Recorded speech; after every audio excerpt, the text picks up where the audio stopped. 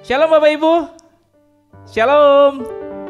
Senang berjumpa lagi dalam ibadah online GBI Raden Inten. Sebelum kita memulai ibadah online kita, mari kita bersatu dalam doa syafaat. Mari kita berdoa. Bapa, kami bersyukur buat setiap kebaikan Tuhan dalam hidup kami. Terima kasih buat penyertaan-Mu yang sempurna dalam hidup kami. Sepanjang minggu kemarin sampai saat ini, itu semua karena kebaikan-Mu. Terima kasih ya Tuhan.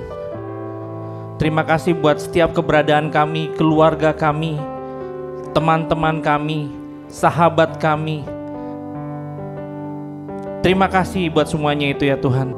Lewat doa syafaat ini kami mau berdoa untuk negara kami, negara tercinta kami, bangsa Indonesia Tuhan. Terima kasih Tuhan, sampai saat ini kami telah melewati masa pandemi ini Tuhan. Walaupun banyak kami yang terdampak atas pandemi ini, kami tahu bahwa Tuhan terus tolong kami hingga kami benar-benar melewati masa pandemi ini. Tuhan berkati untuk vaksin, distribusinya, dan siapapun juga yang terlibat Tuhan, biarlah itu terus makin mempercepat Tuhan proses pemulihan bangsa ini. Bapak, kami bersyukur juga Tuhan untuk Bapak Jokowi dan Bapak Ma'ruf Amin sebagai pemimpin kami. Biarlah hikmat daripada Tuhan turun kepada Presiden dan Wakil Presiden kami ini Tuhan, di dalam nama Yesus. Kau berkati setiap kepala daerah dari Aceh sampai Papua. Kau berkati anggota legislatif. Kau berkati TNI, Polri. Kau berkati siapapun juga Tuhan. Kami tahu Tuhan, kami akan bergandengan tangan hingga kami dapat melewati masa pandemi ini Tuhan, di dalam nama Yesus. Kami juga mau berdoa Tuhan untuk gereja kami, GBI Raden Inten maupun GBI Gatot Subroto secara keseluruhan. Kau berkati gembala pembina kami, Pendeta Dr. Niko Nyoto Raharjo. Tuhan terus beri hikmat, Tuhan terus berikan visi Tuhan, agar kami dapat menjalani, agar kami dapat melakukan apa yang terbaik Tuhan dari visi yang telah disampaikan oleh Pak Niko Tuhan. Terima kasih juga Tuhan untuk gembala rayuan kami Pak Kiki Haryadi. Tuhan berkati juga keluarga besarnya Tuhan, di dalam nama Yesus. Dan kami juga mau berdoa Tuhan untuk Pak Moses, untuk Ibu Nancy, untuk Pak Dande, Bu Tanti, dan seluruh keluarga besar Tuhan. Terima kasih Tuhan, terima kasih. Biarlah kami terus Tuhan bergandengan tangan penuh dengan sukacita dan ucapan syukur. Kami boleh melewati masa-masa sulit ini Tuhan. Terima kasih Bapa. Kami juga mau berdoa untuk persembahan yang telah diberikan. Kami tahu kami memberikan yang terbaik, dan kami percaya setiap persembahan kami ini Tuhan dapat digunakan semaksimal mungkin untuk memperlebar kerajaan-Mu, di dalam nama Yesus. Terima kasih Tuhan. Kami percaya bahwa doa syafaat ini Tuhan dilandaskan atas nama Tuhan Yesus Kristus. Haleluya. Amin. Selamat beribadah. Tuhan Yesus memberkati. Mazmur 91. Dalam lindungan Allah.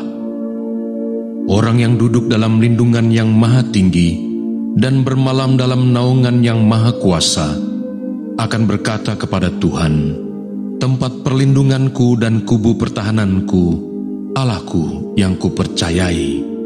Sungguh, Dialah yang akan melepaskan engkau dari jerat penangkap burung, dari penyakit sampar yang busuk. Dengan kepaknya, Ia akan menudungi engkau, di bawah sayapnya engkau akan berlindung. Kesetiaannya ialah perisai dan pagar tembok. Engkau tak usah takut terhadap kedahsyatan malam, terhadap panah yang terbang di waktu siang, terhadap penyakit sampar yang berjalan di dalam gelap, terhadap penyakit menular yang mengamuk di waktu petang. Walau 1000 orang rebah di sisimu dan 10.000 di sebelah kananmu, tetapi itu tidak akan menimpamu. Engkau hanya menontonnya dengan matamu sendiri dan melihat pembalasan terhadap orang-orang fasik. Sebab Tuhan ialah tempat perlindunganmu, Yang Maha Tinggi telah kau buat tempat perteduhanmu. Malapetaka tidak akan menimpa kamu, dan tulah tidak akan mendekat kepada kemahmu. Sebab malaikat-malaikatnya akan diperintahkannya kepadamu untuk menjaga engkau di segala jalanmu. Mereka akan menatang engkau di atas tangannya, supaya kakimu jangan terantuk kepada batu.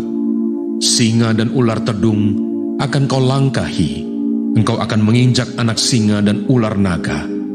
Sungguh hatinya melekat kepadaku, maka aku akan meluputkannya. Aku akan membentenginya, sebab ia mengenal namaku. Bila ia berseru kepadaku, aku akan menjawab. Aku akan menyertai dia dalam kesesakan. Aku akan meluputkannya dan memuliakannya.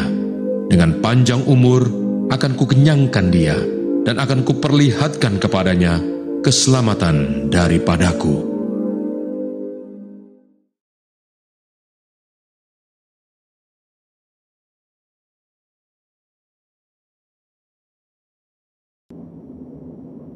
Shalom saudara, dalam Voice of Pentecost kali ini kita akan membahas bagaimana caranya mengikuti kehendak Bapa. Apakah saudara pernah merasa sudah berbuat baik, melakukan ini dan itu, bahkan mengorbankan banyak hal, namun sepertinya permohonan kita tidak dijawab atau tidak sesuai dengan harapan kita? Matius 26 menceritakan tentang Yesus yang menghadapi waktu-waktu terakhir sebelum penangkapan di Taman Getsemani. Yesus takut dan ia berdoa 3 kali, supaya cawan atau hal yang akan dilewatinya untuk berlalu. Namun Yesus tetap berserah, biar kehendak Bapa lah yang jadi. Seringkali kita berdoa dan meminta supaya doa kita dijawab. Namun sebenarnya kita sudah memiliki atau mengharapkan jawaban sesuai keinginan kita sendiri, bukannya merindukan jawaban yang daripada Bapa. Sikap Yesus pada peristiwa tadi menunjukkan betapa ia dihadapkan dengan keadaan yang sulit, tapi Yesus memilih untuk berdoa dan meminta supaya kehendak Bapa yang jadi. Doa Bapa kami diajarkan oleh Tuhan Yesus kepada murid-muridnya, di mana salah satu bagiannya merupakan sebuah permintaan. Jadilah kehendakmu di bumi seperti di surga. Doa ini mengajarkan untuk kita hidup berserah dan percaya sepenuhnya kepada Bapa. Sekarang kita akan mengetahui maksud dari hidup yang mengikuti kehendak Bapa. Yang pertama, kesadaran untuk menempatkan kehendak Bapa jauh di atas kehendak pribadi kita. Kita adalah orang yang sudah ditebus dengan harga yang mahal dan lunas dibayar oleh darah Kristus.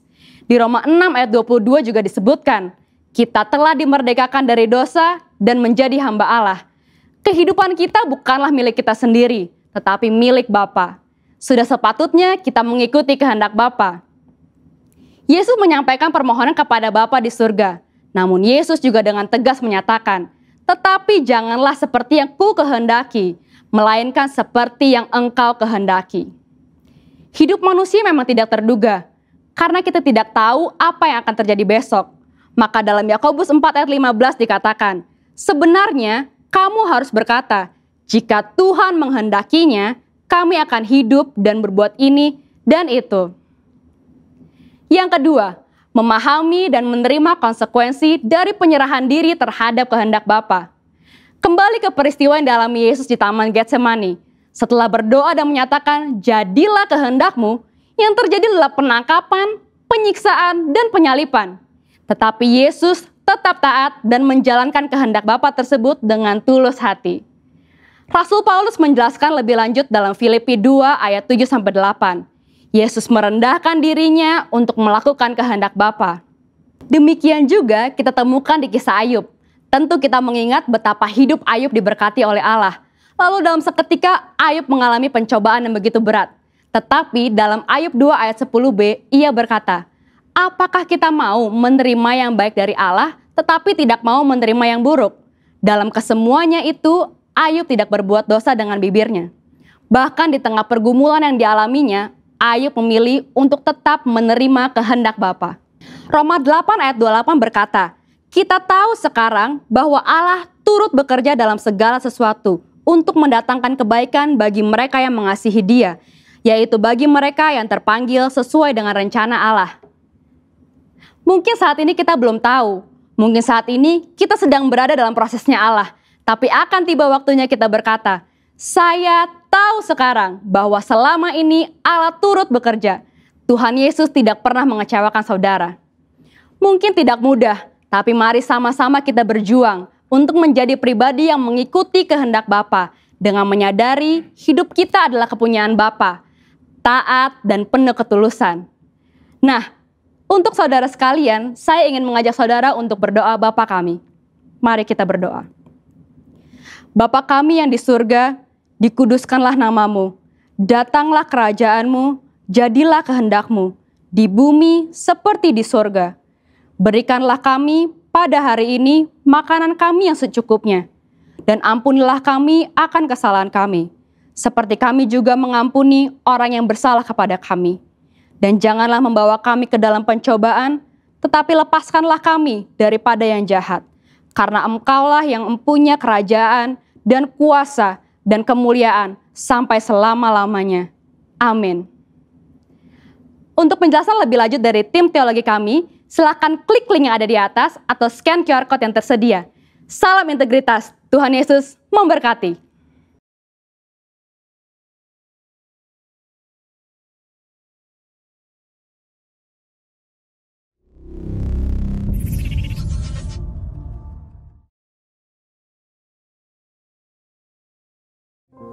Shalom jemaat GBI Raden Inten dimanapun saat ini Bapak Ibu sedang berada.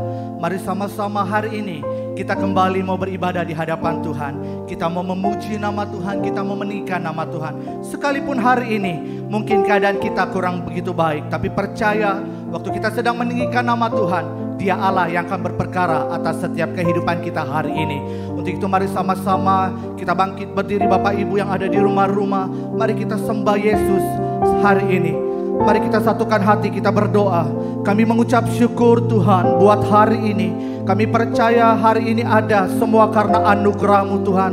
Bahkan sampai dengan hari ini kami berdiri Tuhan, semua karena anugerah-Mu, penyertaan-Mu, perlindungan-Mu Tuhan atas setiap kehidupan kami. Untuk itu siang hari ini Tuhan kami datang memuji dan menyembah-Mu Tuhan. Sebab kami percaya waktu kami sedang membangun tahta-Mu Tuhan, dimanapun saat ini kami berada, ada hadirat Tuhan yang menaungi setiap kami Aba. Terima kasih Tuhan, terima kasih.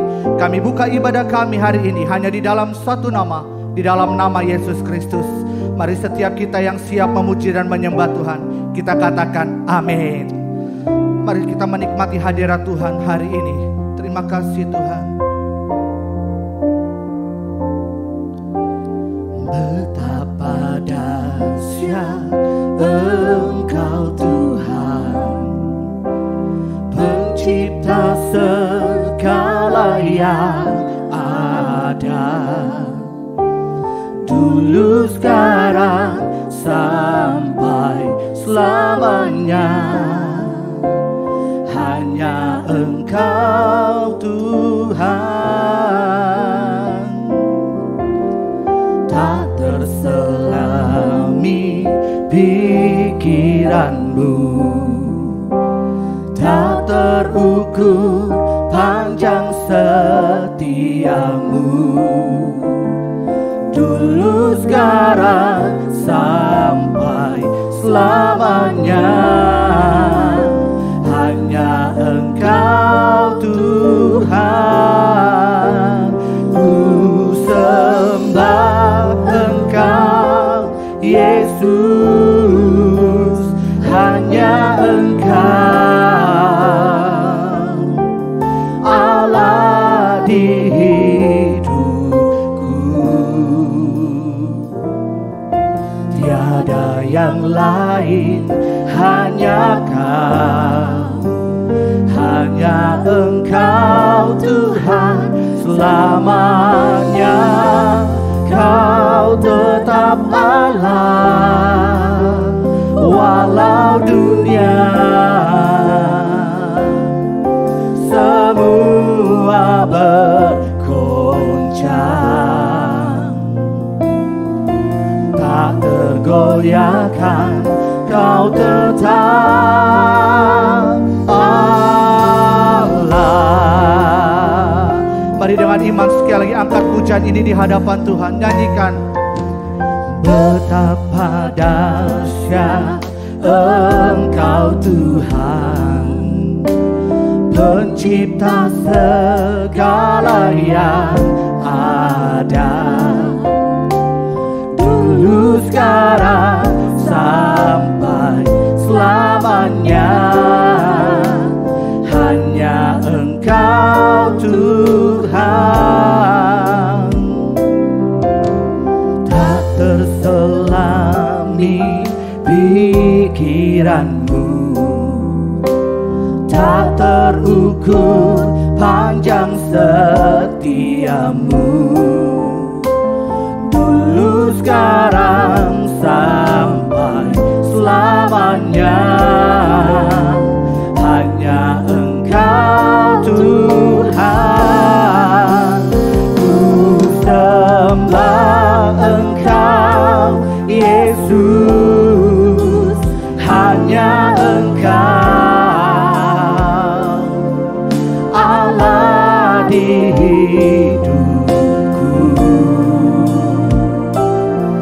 Tiada yang lain, hanya Kau, hanya Engkau Tuhan selamanya.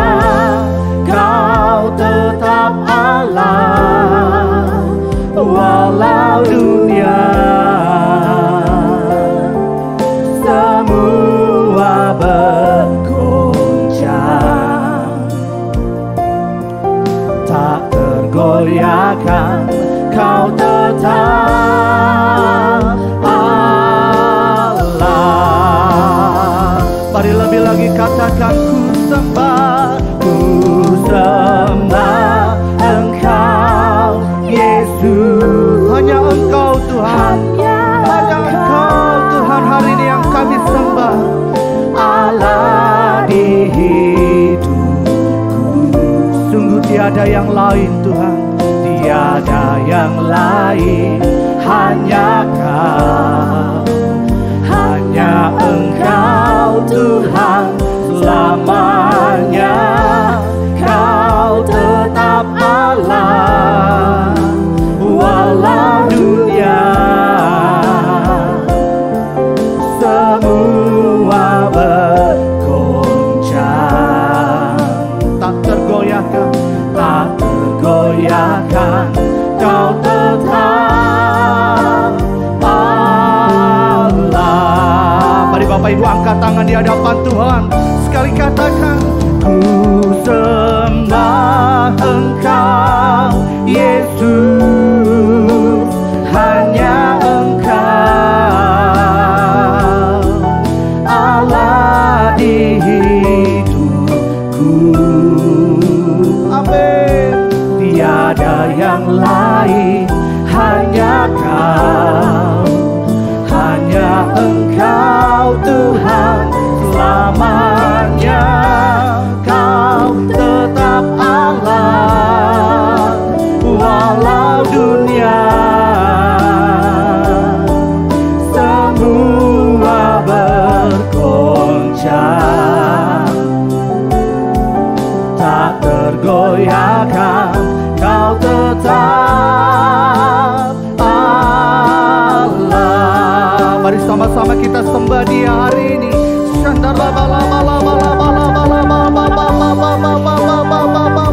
Apapun keadaan kami Tuhan hari ini, apapun keadaan kota kami, bangsa kami hari-hari ini Tuhan, kami mau tetap menyembah Engkau Tuhan Yesus, Raja di atas segala raja Tuhan.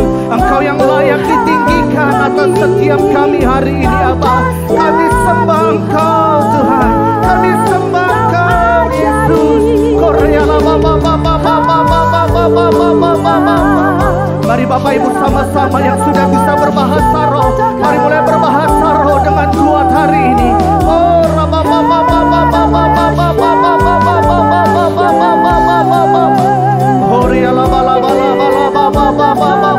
kami terus menyembah-Mu Tuhan, kami terus menyembah-Mu Tuhan.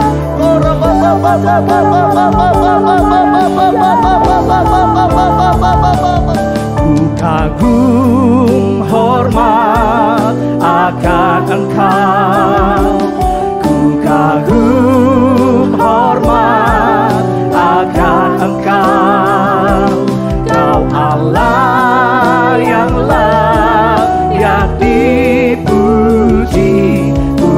kagum akan Engkau. Mari sekali katakan, ku kagum hormat akan Engkau. Amin.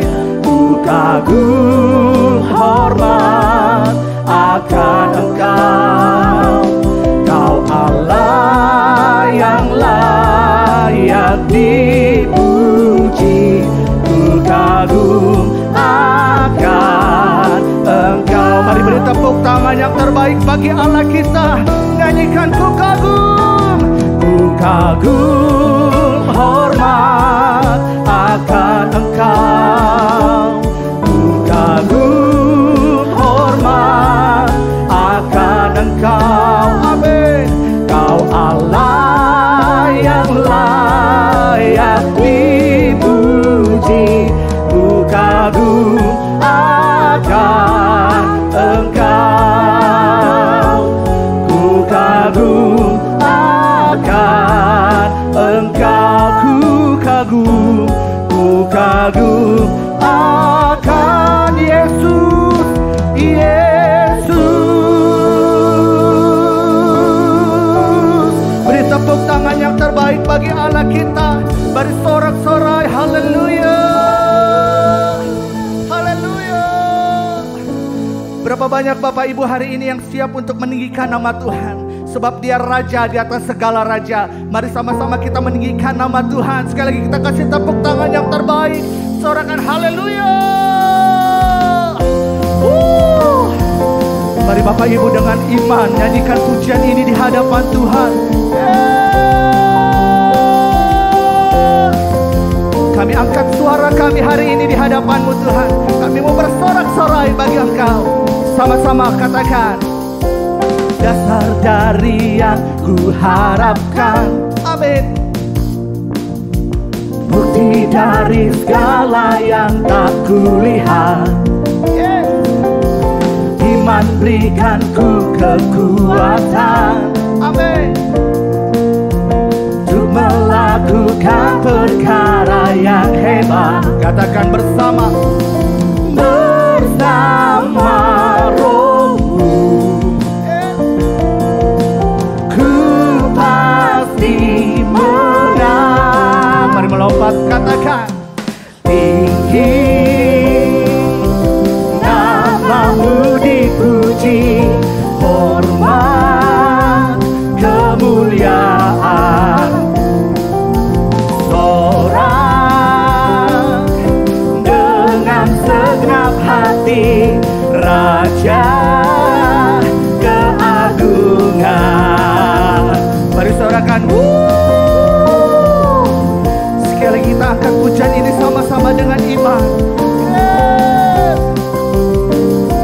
Kau tak biarkan pencobaan, amin, melebihi batas kekuatanku. Amin Tuhan. Kau yang berikan ku kemuliaan, semakin serupa dengan gambaran-Mu. Angkat tangan sama-sama katakan, bersama Roh-Mu ku pasti menang. Mari melompat bagi Tuhan. Tinggi nama-Mu dipuji, hormat kemuliaan. Mari kita bersorak bagi Dia. Sorak dengan segenap hati, Raja keagungan. Apapun keadaan kita hari-hari ini, mari tetap kita memuji menyembah Tuhan. Apapun keadaan kita, jangan pernah berhenti memuji Tuhan. Mari Bapak Ibu, angkat tangan sama-sama di hadapan Tuhan. Mari kita mau tinggikan Dia. Tinggi nama-Mu dipuji, hormat kemuliaan, sorak dengan segenap hati, Raja keagungan. Tinggi namamu dipuji, hormat kemuliaan. Sorak dengan segenap hati, Raja keagungan. Raja, Raja keagungan. Raja keagungan. Sorak-sorai bagi Allah kita yang dahsyat. Katakan haleluya. Terima kasih Tuhan, terima kasih. Mari Bapak Ibu, sama-sama hari ini kita mau mendengarkan kebenaran firman Tuhan. Mari bawa hati kita lebih lagi di hadapan Tuhan. Terima kasih Tuhan. Kami percaya hari ini, waktu kami sedang menyembah Tuhan, waktu kami sedang memuji Tuhan, Engkau ada di tengah-tengah setiap kami Tuhan. Urapi setiap kami Tuhan. Urapi setiap kami Tuhan. Thank you Lord. Thank you Lord. Yesus, aku cinta kepadamu.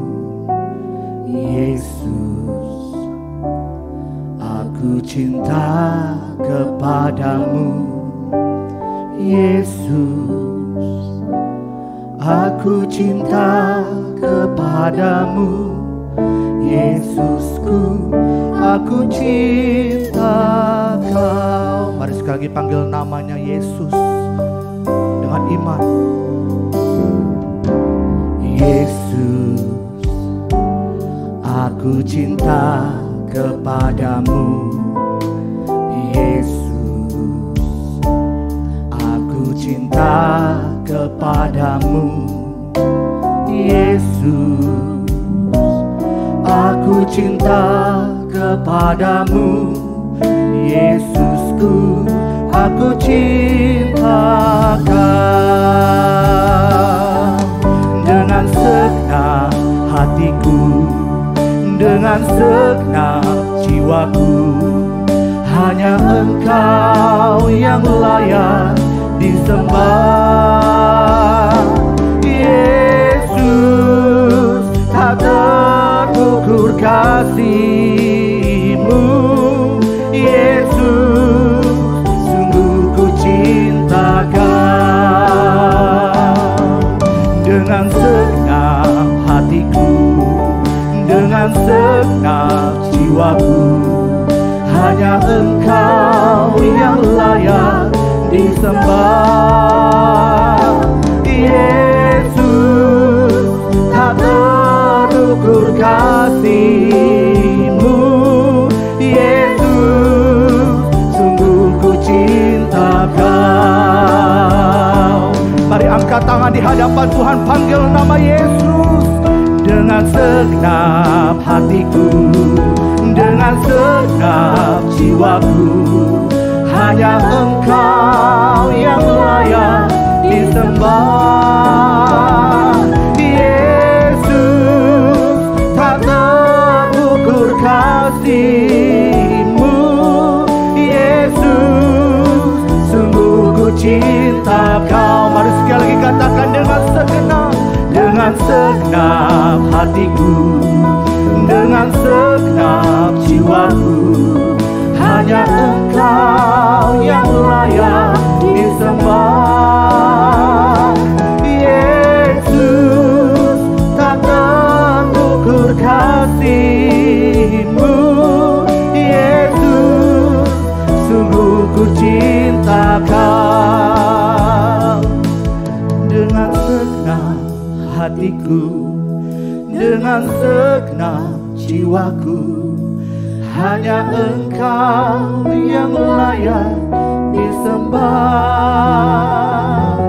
Yesus, tak terukur kasih-Mu.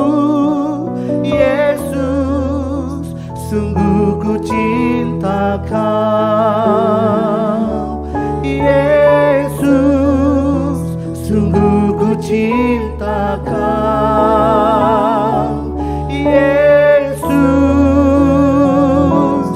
sungguh ku cinta Kau.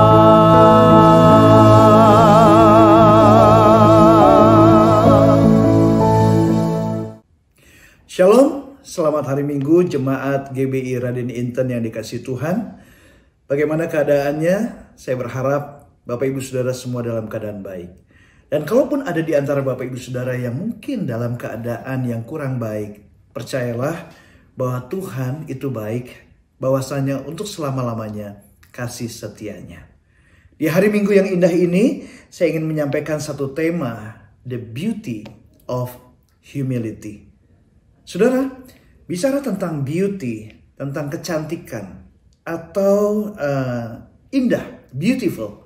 Banyak orang suka yang cantik, banyak orang suka yang indah-indah, ya, rumah yang indah, mobil yang indah, ya, tata ruang yang indah. Tapi pertanyaannya adalah, apakah yang indah itu pasti akan membuat kita bahagia? Ya, belum tentu. Buktinya ada banyak orang yang memiliki rumah yang indah, ya, mobil yang indah, tinggal di negara yang pemandangannya indah, tapi kok hidupnya tidak bahagia. Sebagai contoh, Whitney Houston, dia seorang penyanyi, memiliki suara yang indah, tapi dia menghembuskan nafas yang terakhir di usia yang ke-49 tahun karena overdosis. Amy Winehouse, dia juga memiliki suara yang indah, rumah yang indah. Dia memiliki kekayaan sampai 10 juta pound sterling. Ya, indah bukan? Tapi ternyata dia meninggal dunia dan dia sudah kecanduan drugs. Ya, obat bius sudah begitu lama. Nah, saudara kekasih dalam Tuhan, ada banyak lagi orang-orang yang memiliki hal-hal yang indah, namun hidupnya tidak bahagia.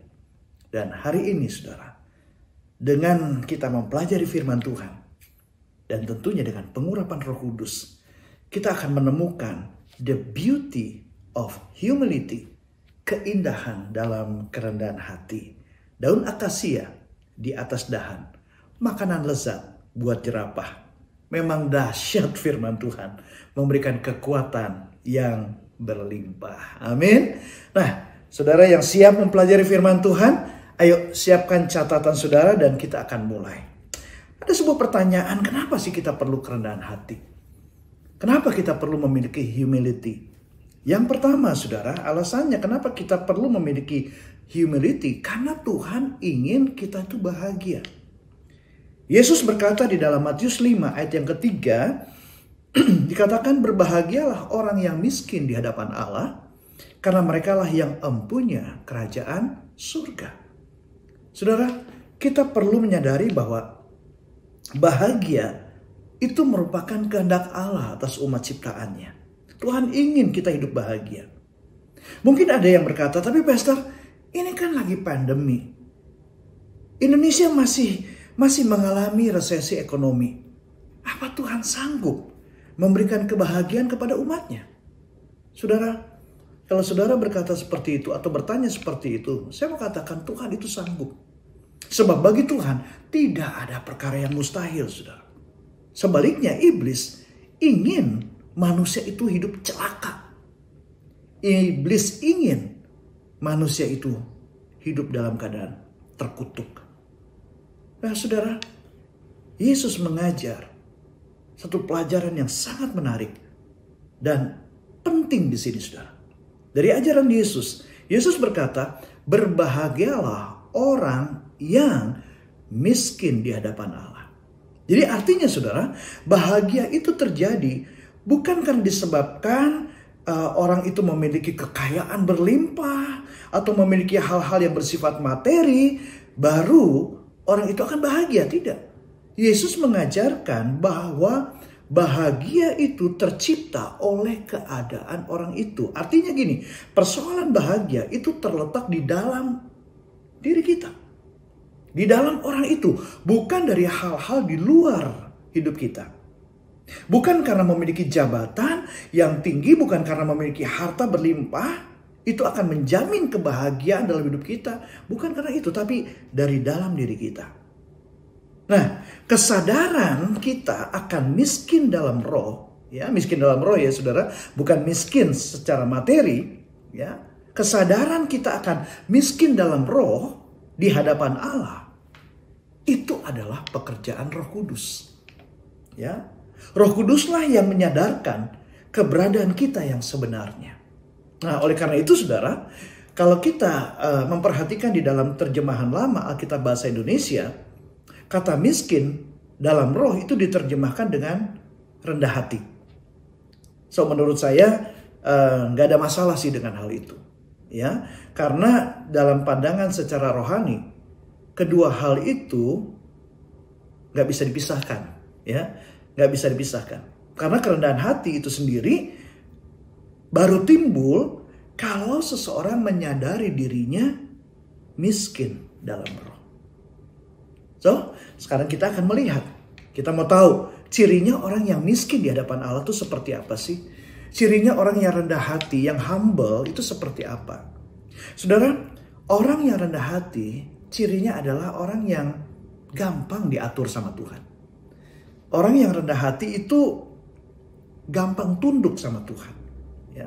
Nah, selain gampang diatur oleh Tuhan, orang yang rendah hati juga gampang diatur oleh otoritas manusia yang ada di atasnya, yaitu otoritas orang tua, ya, pemimpin rohaninya, pemerintah, ya, atau guru di sekolahnya, gampang diatur oleh sesama manusia. Contoh, misalnya Tuhan suruh dia mengampuni. Orang yang rendah hati, dia akan cepat meresponi untuk mengampuni.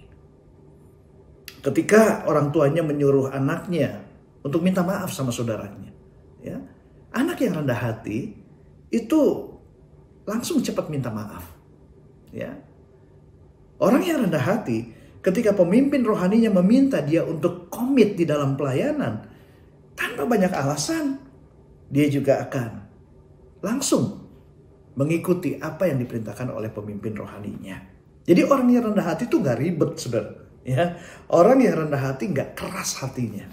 Ya, nah jadi saudara, kerendahan hati itu adalah sesuatu yang memang Tuhan inginkan ada di dalam diri kita. Memang untuk memiliki kerendahan hati, ya, humility itu gak instan, ya. Gak secara tiba-tiba, gak secara prosesnya cepat, ya.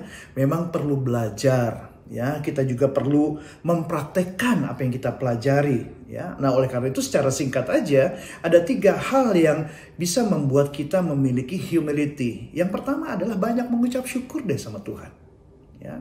Karena rasa syukur kita kepada Tuhan menghentikan kesombongan untuk tumbuh.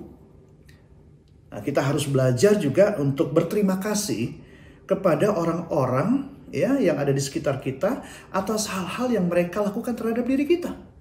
Ya, siapapun mereka. Apakah orang yang lebih tua, orang tua kita, atau mungkin pada anak kita, ya, gak ada masalah. Siapapun mereka, berterima kasihlah kepada mereka. Karena ucapan syukur adalah tanda orang yang beriman, ya. Sedangkan tidak mengucap syukur kepada Tuhan, tidak berterima kasih, itu adalah salah satu tanda orang yang tidak beriman sebetulnya, ya. Jadi saudara, ketika kita bersikap sombong, maka Roh Kudus akan menegur kita.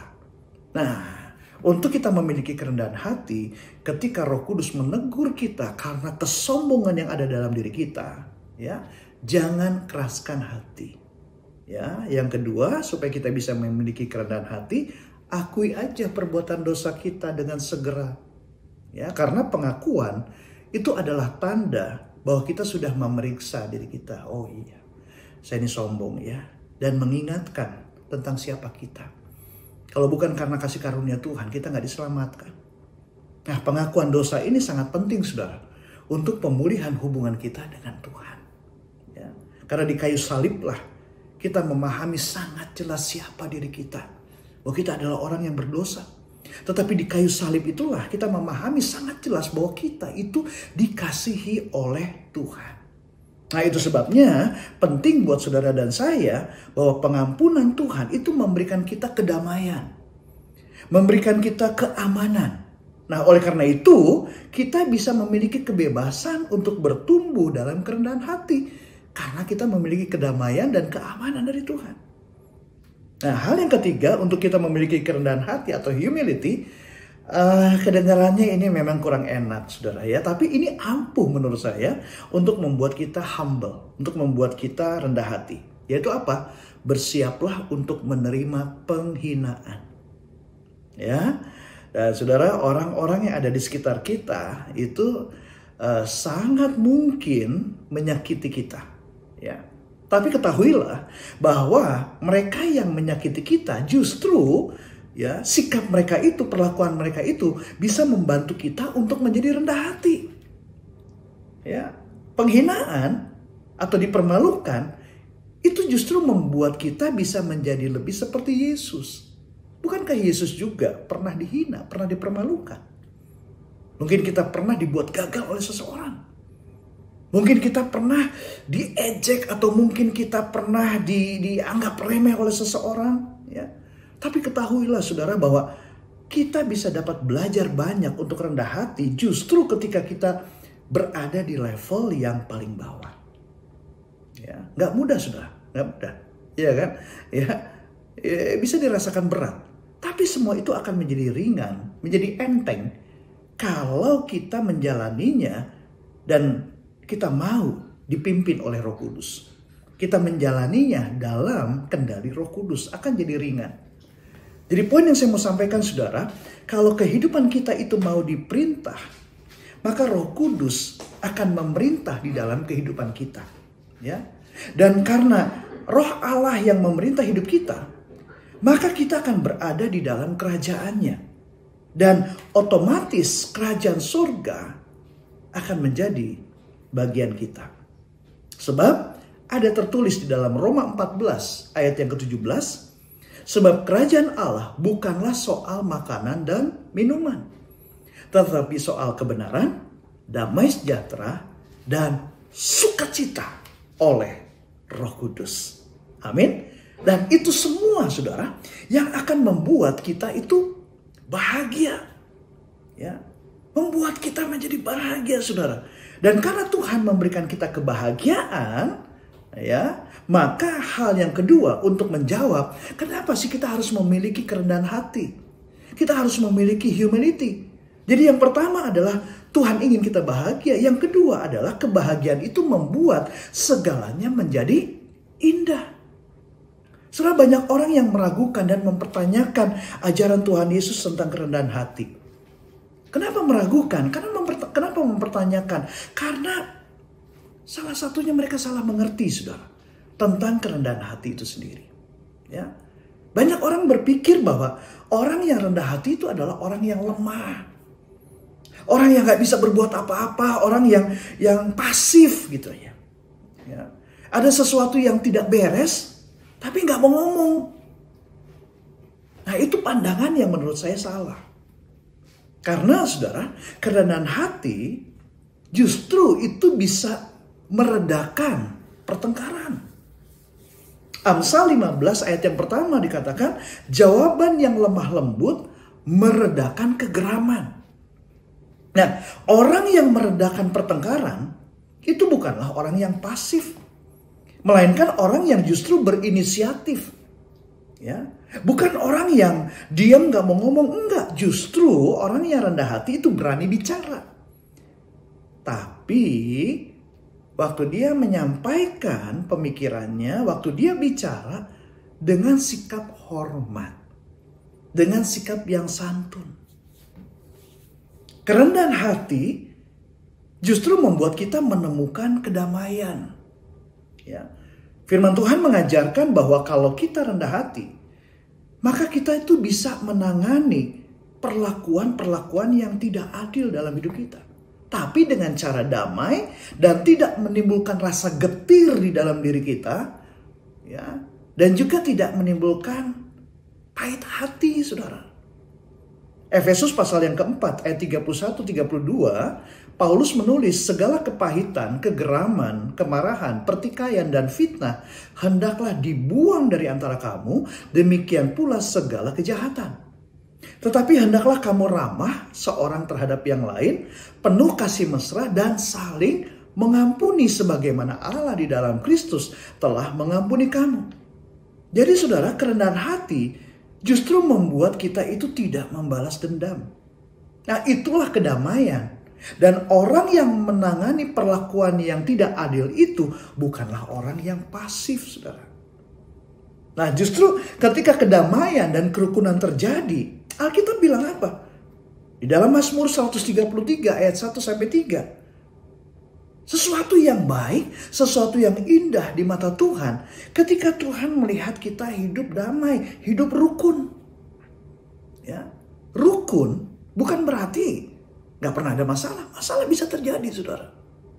Tapi justru karena adanya kerendahan hati, maka yang tadinya ada konflik, ada pertikaian, diselesaikan dengan cara yang damai. Nah, ketika kerukunan tercipta, kedamaian terjadi, firman Tuhan bilang apa? Sebab kesanalah Tuhan memerintahkan berkat kehidupan untuk hari ini, untuk besok aja, nah, untuk selama-lamanya. Ya, Tuhan gak bilang kecuali kalau pandemi COVID-19, berkatnya ditunda dulu. Enggak. Tuhan katakan kesanalah Tuhan memerintahkan berkat kehidupan untuk selama-lamanya. Amin. Nah, oleh karena itu saudara, orang yang rendah hati akan bahagia. Kenapa? Karena ada berkat Tuhan yang berlimpah. Orang yang rendah hati akan bahagia. Kenapa?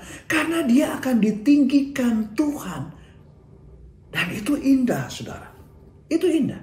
Mari kita lihat ayatnya. 1 Petrus 5 ayat 5-6. Demikian jugalah kamu, hai orang-orang muda, tunduklah kepada orang-orang yang tua.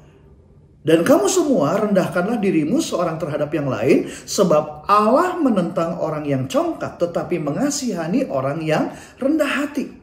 Karena itu, rendahkanlah dirimu di bawah tangan Tuhan yang kuat, supaya kamu ditinggikannya pada waktunya. Saudara, dari ayat yang tadi saya bacakan, ada hal yang penting di sini adalah humility and submission go hand in hand. Kerendahan hati dan penundukan diri itu berjalan bergandengan, berjalan seiring. Nah, firman Tuhan menyatakan bahwa sebagai orang Kristen kita harus memiliki penundukan diri satu sama lain dalam kerendahan hati. Penundukan diri dengan sesama itu bisa terjadi di dalam rumah tangga, dalam keluarga, di perusahaan, di pelayanan, atau dalam kehidupan bermasyarakat. Nah, ketika kita lakukan ini, saudara, saya mau katakan pasti Tuhan akan meninggikan kita pada waktunya. Saudara akan diterima dan bahkan dicari-cari orang banyak. Ya. Kalau dulu mungkin banyak orang yang menjauhi saudara. Ada orang yang mencibir atau mungkin keluarga memusuhi saudara. Tetapi sekarang, karena saudara memiliki kerendahan hati, ada penundukan diri, mereka berbalik. Mereka akan mencari saudara. Mereka akan meminta masukan dari saudara. Bahkan meminta saudara untuk mendoakan mereka. Karena mereka melihat bahwa Tuhan menyertai saudara. Dan itu yang membuat saudara dan saya, kita akan bahagia. Hidup kita menjadi indah. Saya suka dengan apa yang dikatakan oleh Mother Teresa. If you are humble, nothing will touch you. Neither praise or disgrace. Because you know what you are. Kalau saudara memiliki kerendahan hati, gak akan ada yang mengganggu saudara. Mau ada pujian ke, atau gak ada pujian ke, atau dihina orang, semua itu gak akan mengganggu saudara. Karena saudara tahu siapa saudara sebenarnya. So, jadi terjawab sudah pertanyaannya. Kenapa kita perlu memiliki kerendahan hati? Perlu memiliki humility? Yaitu yang pertama, Tuhan ingin kita bahagia. Yang kedua adalah kebahagiaan membuat segalanya menjadi indah. So I'm gonna close with this quote. Saya akan menutup dengan quote ini. Keindahan belum tentu membuat kita bahagia. Tapi kebahagiaan dari Tuhan akan membuat segala sesuatunya menjadi indah. Dan kebahagiaan itu akan kita alami karena kerendahan hati. That is the beauty of humility. Tuhan memberkati. Mari kita berdoa. Kami bersyukur Tuhan, terima kasih untuk ajaran firman-Mu kepada setiap kami. Pengurapan-Mu membuat kami mengerti akan kebenaran firman-Mu, betapa Tuhan menginginkan kami bahagia dengan memiliki kerendahan hati.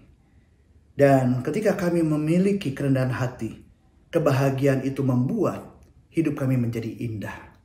Aku berdoa Tuhan untuk jemaat GBI Raden Inten. Tuhan, biarlah setiap kami memiliki kerendahan hati itu.